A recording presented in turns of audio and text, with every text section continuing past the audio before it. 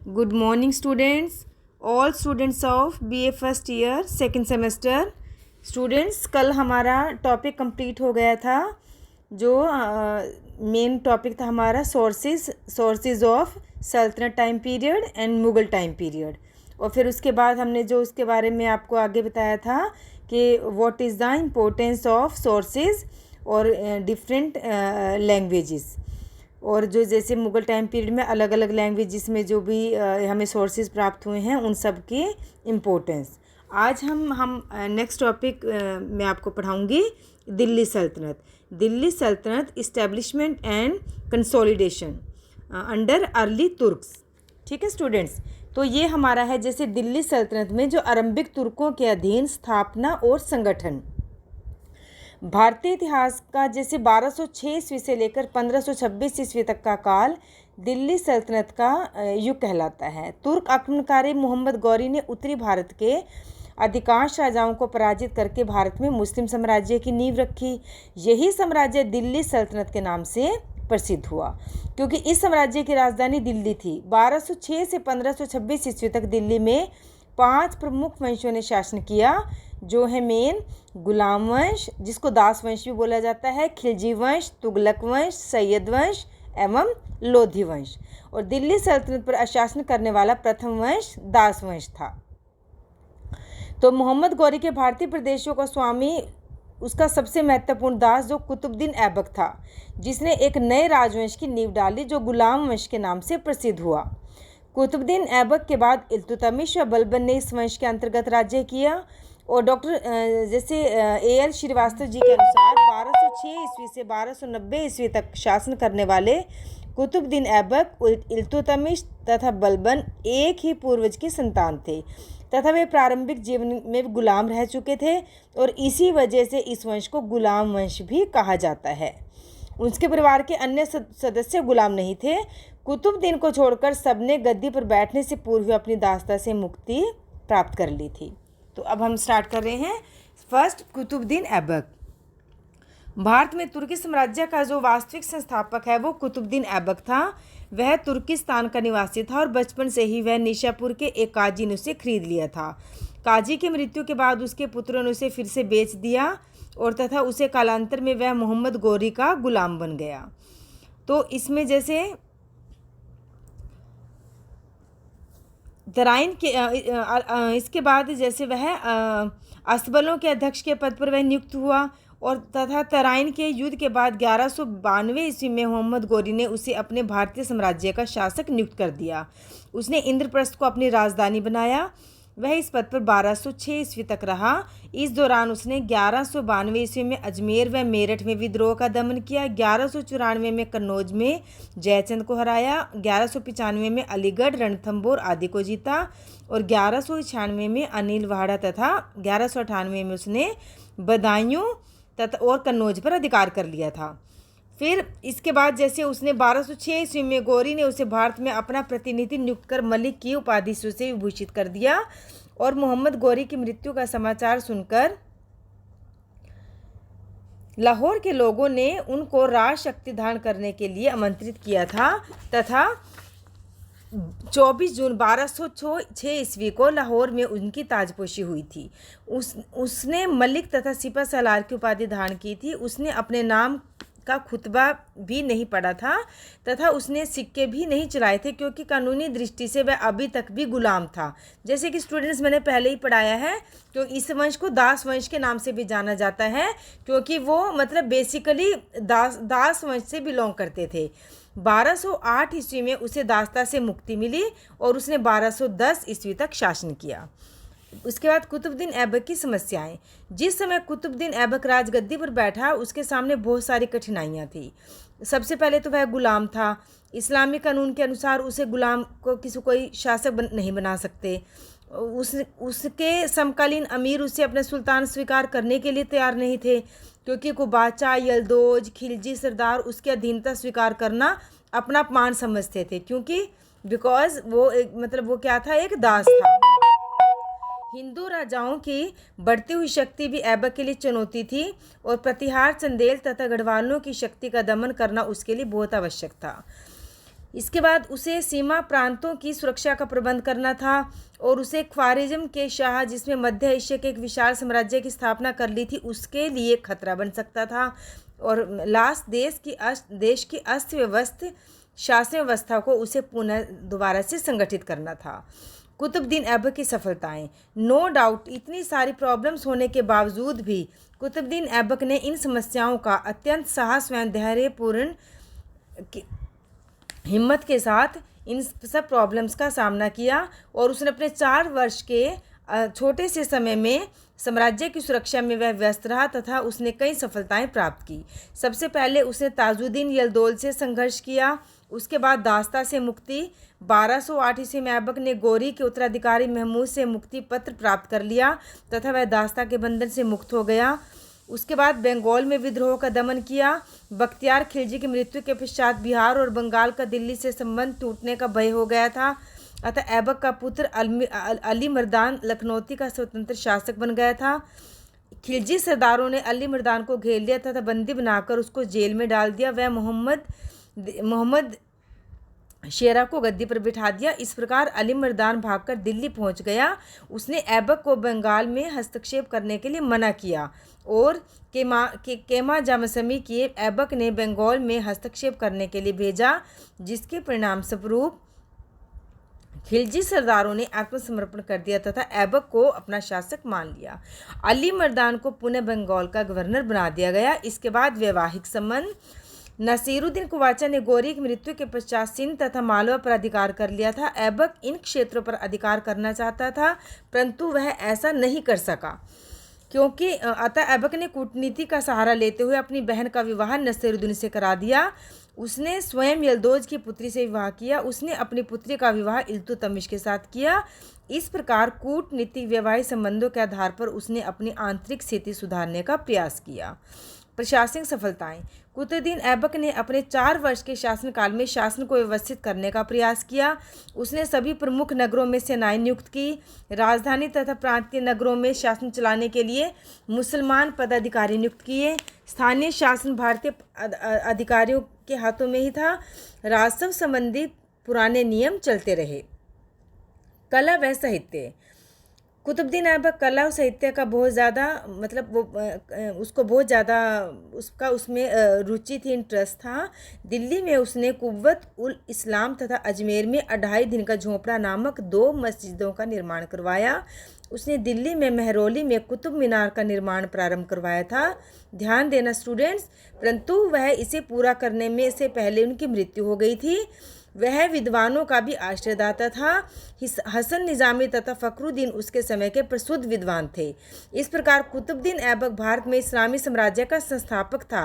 वह एक सफल एवं महान सेनानायक था। उसमें उच्च कोटि का साहस व निर्भीकता थी। उसने कूटनीतिक संबंधों तथा अपनी स्थिति सुधारने के लिए अत्यंत प्रयास किए। मिनहाज ने उनके बारे में लिखा है कि ऐबक उच्च भावनाओं से ओतप्रोत एक विशाल हृदय का सम्राट था। 1210 ईस्वी में लाहौर में चौगान, जिसे आधुनिक शब्दों में पोलो बोलते हैं, खेलते समय घोड़े से गिरकर उनकी मृत्यु हो गई तथा लाहौर में उसे दफनाया गया। उनकी कब्र पर एक साधारण स्मारक भी बनवाया गया। इसके बाद नेक्स्ट आता है आराम शाह। आराम शाह का आराम शाह कुतुबुद्दीन की अचानक मृत्यु से उसके अनुयायियों में भारी घबराहट फैल गई और लाहौर में उसके अमीरों ने उनके पुत्र आराम शाह को गद्दी पर बिठाया, परंतु वह बहुत ही दुर्बल और अयोग्य व्यक्ति था और शासन को संभालने में कैपेबल नहीं था। इसीलिए दिल्ली के लोगों ने उसको समर्थन नहीं दिया तथा उसने कुतुबुद्दीन के दामाद तथा बदायूं के सूबेदार इल्तुतमिश को आमंत्रित किया, परंतु आराम शाह अपनी गद्दी को आसानी से छोड़ने के लिए तैयार नहीं था, अतः वह युद्ध के लिए तैयार हो गया। उच्च शासक नसरुद्दीन कुवाचा ने इल्तुतमिश और आराम शाह की झगड़े का फ़ायदा उठाना चाहा। उसने मुल्तान की ओर से बढ़कर उस पर अधिकार कर लिया। बंगाल के शासन अली मर्दान ने भी दिल्ली के प्रभुत्व को मानने से इनकार कर दिया। लाहौर के लोगों ने आराम शाह का साथ दिया, अतः इल्तुतमिश व आराम शाह के बीच युद्ध हुआ, जिसमें आराम शाह पराजित हुआ और मारा गया। इस प्रकार 1211 ईस्वी में आराम शाह के शासनकाल का भी अंत हो गया। इसके बाद इल्तुतमिश का शासनकाल था 1211 से 1236 ईस्वी तक। इल्तुतमिश की गणना मध्यकाल के महान शासकों में की जाती है। उनका पूरा नाम शमशुद्दीन इल्तुतमिश था। वह इलबारी कबीले का तुर्क था। उनका पिता इल्म खां अपनी जनजाति का एक सरदार था तथा वह बचपन से ही बहुत सुंदर व गुणी था। मिनहाज लिखते हैं कि व्यक्तिगत गुणों के कारण इल्तुतमिश बहुत ज़्यादा उन्नति करता गया और वह अमीर शिकार बन गया। वह ग्वालियर विजय के पश्चात वहाँ का अमीर नियुक्त हुआ। इसके पश्चात कुतुबुद्दीन ने उसे बदायूं का इक़्तिदार बनाया। 1205 से 6 ईस्वी में वह कुतुबुद्दीन के साथ बदायूं से सेना को लेकर खोखरों का दमन करने के लिए गया। इस अवसर पर उसने असाधारण उत्साह एवं साहस का परिचय दिया और बदायूं और मुजुद्दीन ने उसकी वीरता से प्रसन्न होकर उसे दास्ता का मुक्ति पत्र देने का आदेश दिया। कुतुबुद्दीन ऐबक की मृत्यु के बाद जब उसका पुत्र आराम शाह सिंहासन पर बैठा तो दिल्ली की जनता ने उसे बदायूं के सिंहासन ग्रहण करने के लिए आमंत्रित किया था।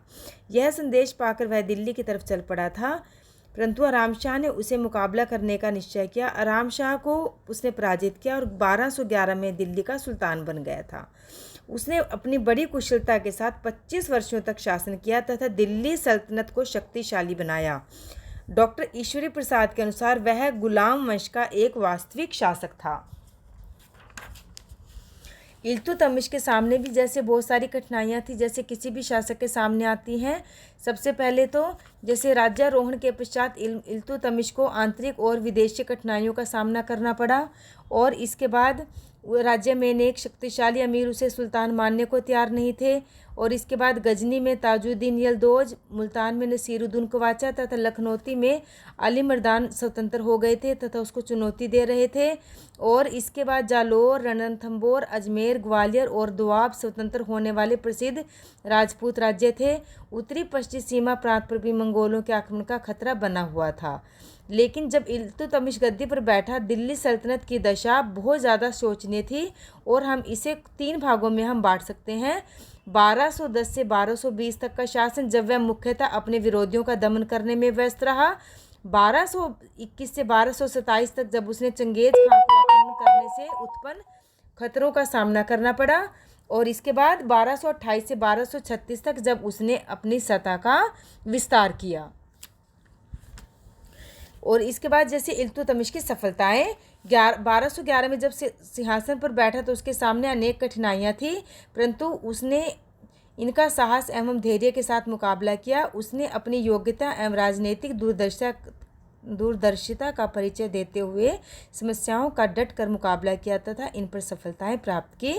सबसे पहले उसने कुतुबी तथा मुअज्जी सरदारों का दमन किया, फिर उन्होंने ताजुद्दीन यलदौज पर विजय प्राप्त की।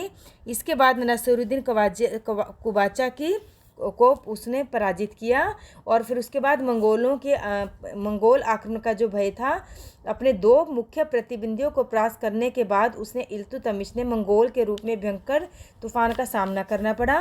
मंगोल मध्य एशिया की एक अत्यंत बर्बर जाति थी जिसे चंगेज खां ने संगठित करके एक शक्तिशाली स्वरूप प्रदान कर दिया था। एक विशाल साम्राज्य का निर्माण उसने किया था। चंगेज खां ने ख्वारिज़्म को शासन को परास्त करके उनके साम्राज्य पर अधिकार कर लिया था। तो अब उनके सामने जैसे एक बहुत बड़ा चैलेंज था और अब इल्तुतमिश उनसे सामना करने के लिए तैयार था और अंत में मांगबरनी ने युद्ध करना उचित नहीं समझा और 1224 ईस्वी में वह फारस लौट गया। इस प्रकार इल्तुतमिश की दूरदर्शिता के कारण दिल्ली सल्तनत पर आने वाला एक महान संकट टल गया था और चंगेज खां ने थर्स राजा की सीमाओं का उल्लंघन करना उचित नहीं समझा तथा वह भी अफगानिस्तान वापस लौट गया। इसके बाद बंगाल की पुनर्विजय। बंगाल पर कुतुबुद्दीन ने अधिकार स्थापित कर लिया था, परंतु उसकी मृत्यु के बाद अली मर्दान ने अपनी स्वतंत्रता की घोषणा कर दी थी और तथा दिल्ली के सुल्तान को कर देना बंद कर दिया था। अली मर्दान ने खिलजी सरदारों का भी दमन किया जिससे वे उसके विरोधी हो गए थे। उन्होंने मिलकर कुछ समय पश्चात अली मर्दान की हत्या करवा दी तथा एवाज बंगाल का शासक बन गया था और इस तरह से धीरे धीरे 1230 ईस्वी में इल्तुतमिश ने दूसरी बार लखनौती के विरुद्ध सेना भेजनी पड़ी और बलका युद्ध में वह हार गया। इल्तुतमिश ने बंगाल एवं बिहार को अलग करके उनके लिए अलग अलग सूबेदार नियुक्त कर दिए थे।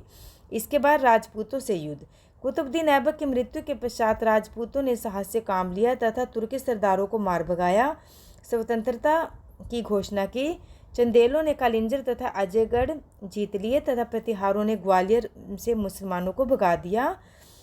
वह किलों पर पुनः अधिकार किया और नरवर तथा झांसी को भी जीत लिया। इल्तुतमिश इन कठिनाइयों से घबराया नहीं। उसने मंगोल आक्रमण के भय से मुक्ति मिलते ही राजपूतानों को भी पुनः जीतने का निश्चय किया और 1226 ईस्वी में सुल्तान ने रणथंभौर को घेर लिया तथा उस पर अपना अधिकार कर लिया। इसके बाद उसने परमारों की राजधानी मंदौर पर आक्रमण किया, उसे जीत लिया। 1228-29 में सुल्तान ने जालौर के शासक उदय सिंह को एक संघर्ष के बाद पराजित किया और तथा अपनी अधीनता स्वीकार करवाई और कर देने के लिए मजबूर किया। इसके पश्चात इल्तुतमिश ने बयाना, अजमेर, सांभर तथा निकटवर्ती क्षेत्रों पर अपना अधिकार कर लिया और इस तरह से 1231 में ग्वालियर का घेरा डाला तथा एक वर्ष के कड़े संघर्ष के बाद प्रतिहार राजा मल्यवर्धन को भी उन्होंने पराजित कर दिया। इसके बाद दोआब की पुनर्विजय। जिस समय इल्तुतमिश प्रारंभिक कठिनाइयों में फंसा हुआ था, उस समय दोआब उत्तर प्रदेश के बदायूं, कटिहार, कन्नौज, बनारस आदि जिले स्वतंत्र हो गए थे और इन प्रदेशों में हिंदुओं ने तुर्की सैनिकों को मार भगाया था। लेकिन कटिहार व उसकी राजधानी आंवला पर भी सुल्तान ने अधिकार कर लिया और सुल्तान की सेनाओं ने घाघरा के तट पर बहराइच पर अधिकार करके एक घमासान युद्ध के पश्चात अवध पर भी दिल्ली के सल्तनत की सत्ता पुनः स्थापित कर ली थी।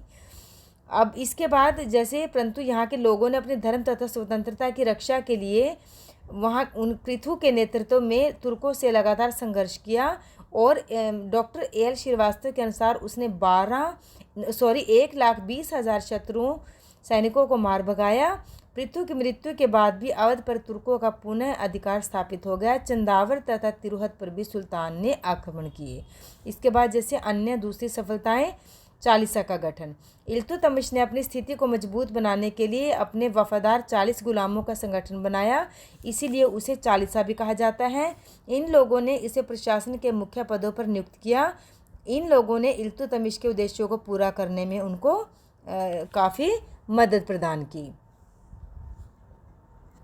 इसके बाद नवीन मुद्राएं, न्याय का उचित प्रबंध, उलेमाओं और मौलवियों की राजनीति में योगदान, साहित्य तथा कला को बढ़ावा देना, धार्मिक नीति, खलीफा द्वारा सम्मान प्राप्त करना, राज्य विस्तार और अंत में जब इल्तुतमिश बामियान पर आक्रमण करने के लिए जा रहा था, तभी मार्ग में वह बीमार पड़ गया और उसने अपना कार्यक्रम स्थगित किया और बीमारी की अवस्था में दिल्ली लौट आया लेकिन स्वास्थ्य खराब होने की वजह से उनकी मृत्यु हो गई और उन्होंने सरदारों को बुलाकर कहा कि वह उनकी पुत्री रजिया को उनका उत्तराधिकारी बनाया जाए। अप्रैल 1236 ईस्वी में उनकी मृत्यु हो गई थी।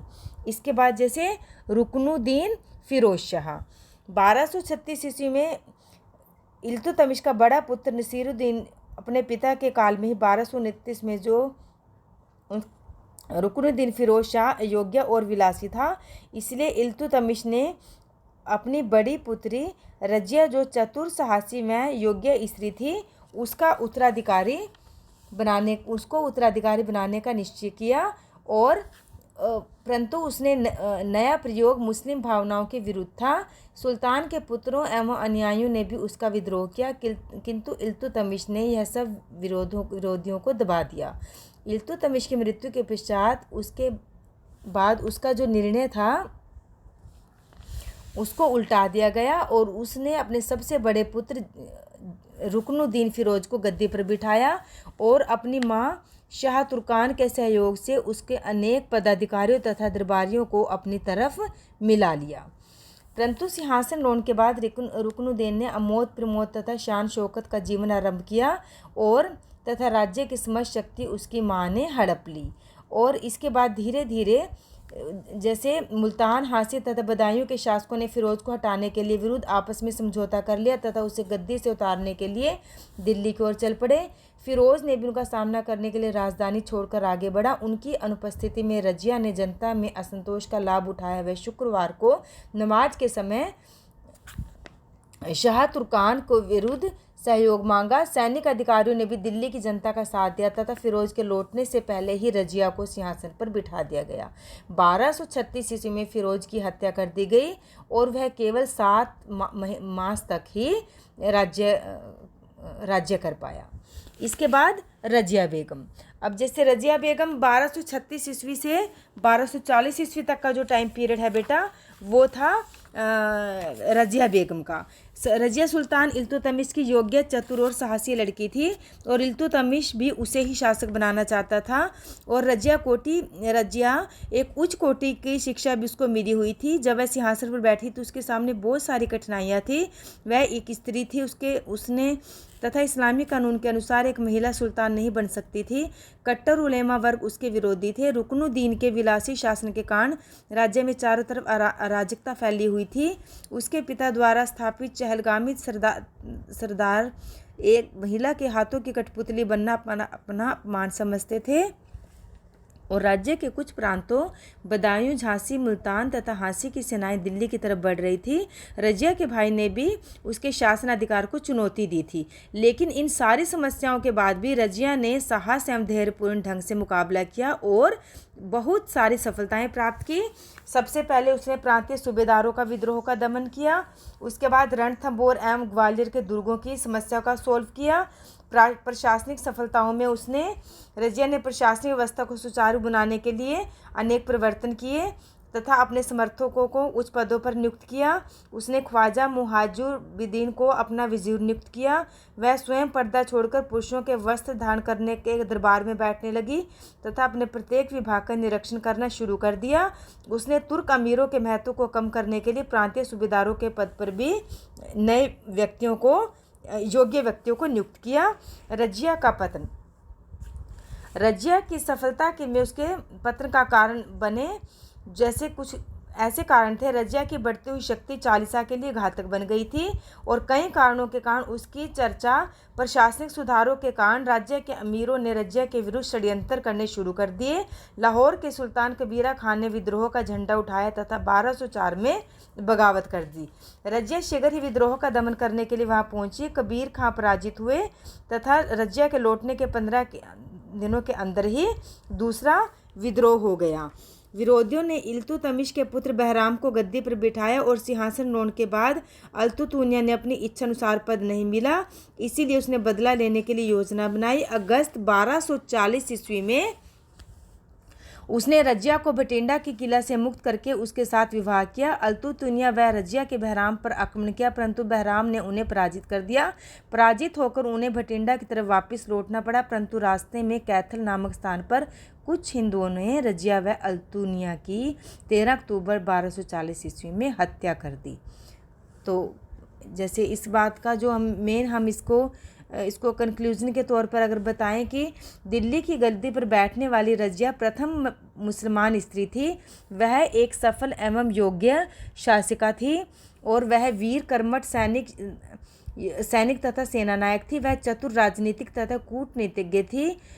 प्रसिद्ध इतिहासकार मिनहाज लिखते हैं, वह एक महान शासिका, बुद्धिमती, न्याय, उदार, विद्वानों को आश्रय देने वाली, प्रजा की शुभचिंतक, सैनिक गुणों से संपन्न तथा उन सभी गुणों से योग्यता से परिपूर्ण थी जो एक सफल शासक के लिए आवश्यक थे। परंतु दुर्भाग्य से वह एक स्त्री थी और उसने भारत में तुर्क सल्तनत की प्रतिष्ठा की पुनः स्थापना की, ताज की शक्ति में वृद्धि की तथा उसे निरंकुश बनाने का भी प्रयास किया। वह दिल्ली की पहली तुर्क सुल्तान थी जिसने अमीरों एवं मलिकों को अपनी आज्ञा मानने पर विवश किया। रजिया से पहले तथा बाद में इल्तुतमिश वंश के सभी सदस्य चरित्र व व्यक्तित्व की दृष्टि से उससे कहीं अधिक दुर्बल थे। सामान्यतः हम यह मान सकते हैं कि उसका पतन निश्चितः इसीलिए हुआ था कि वह एक स्त्री थी। और डॉक्टर ईश्वर प्रसाद ने लिखा है कि रजिया का स्त्री होना ही उसके लिए एक अभिशाप सिद्ध हुआ, किंतु उसके पतन का मुख्य कारण तुर्क अमीर सैनिकों की बढ़ती महत्वाकांक्षा व उसका स्त्री होना तथा उसके असामयिक अंत का एक जो मेन कारण था। इसके बाद जैसे कुछ और शासन भी आए, जैसे बहराम शाह 1240 से 1242 ईस्वी तक। इसके बाद बदरुद्दीन शंकर शासन आया जो 1241 से 1242 तक, और उसके बाद अलाउद्दीन मसूद शाह 1242 से 1246 ईस्वी तक, और इसके बाद नसीरुद्दीन महमूद 1246 से 1265 ईस्वी तक। तो मतलब जो ये इतने जो रजिया सुल्तान के बाद जो इतने शासक थे, बहराम शाह, अलाउद्दीन मसूद शाह, नसीरुद्दीन महमूद शाह, ये सारे शासक जो अपना अधिकतर समय कुरान की प्रतिलिपियाँ बनाने तथा दान आदि में व्यतीत करते थे, तथा उन्होंने 20 वर्षों के लंबे शासनकाल में वो अपनी जो बागडोर थी अपने वजीर बलबन के हाथों में केंद्रित थी, और बलबन की बढ़ती शक्ति से जलकर अन्य अमीरों ने सुल्तान के कान भरने शुरू कर दिए थे, और 1253 ईस्वी में बलबन को इस पद से उन्होंने हटवा दिया था, परंतु उसके राज्य में चारों तरफ अव्यवस्था फैल गई थी, और अंत में 1 वर्ष बाद बलबन को पुनः वजीर बनाया गया था, और इस बुद्धिमान तथा समझदार शासक की मृत्यु 1265 ईस्वी में हो गई थी। नसीरुद्दीन महमूद के बारे में जो मैंने आपको भी बताया। तो स्टूडेंट्स आज तक हमारा यहाँ तक का टॉपिक जो हमने कवर किया है, कल हम आगे कंटिन्यू करेंगे बलबन से 1266 ईस्वी से 1286 ईस्वी तक। ये टॉपिक हम कल करेंगे स्टूडेंट्स। ओके।